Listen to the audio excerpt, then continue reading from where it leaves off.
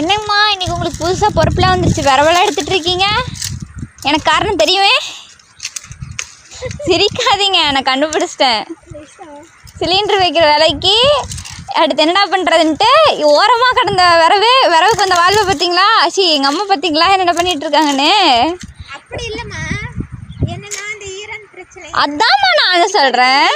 தெரியல, அதான் இப்போதைக்கு முடிகிற மாதிரி தெரியல. சிலிண்டர் புக் பண்ணா அதுக்கு தகுந்த மாதிரி வர்றதில்ல. சிலிண்டர் காரியங்களுக்கு அப்பாவுக்கு சண்டையே வந்துருச்சு. அங்க நடக்கிற போரை விட இங்க நடந்துரும் போல இருக்கு. அதனால அடுத்த டைம் சிலிண்டர் கொண்டு வருவானா கொண்டு வர மாட்டானானே தெரியல. அந்த போரை முடிகிற மாதிரி தெரியல. அதனால நம்ம காட்டுல நான் தான் தேவையில்லாத மரத்தெல்லாம் வெட்டவே மாட்டேன்ல.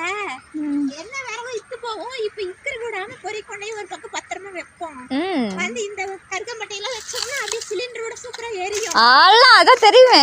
அதனால நாம ஏன் ஃபீல் பண்ணணும்?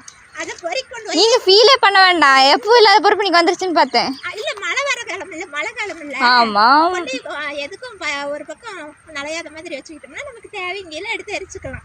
அதனாலதான் நண்பர்களே, நீங்க கூட விரவு பக்கத்துல இருந்ததுன்னா போய் எடுத்துட்டு வந்து வச்சுக்கோங்க நண்பர்களே. வச்சுக்கோங்க, எங்க அம்மா மாதிரி விட்டுறாதீங்க.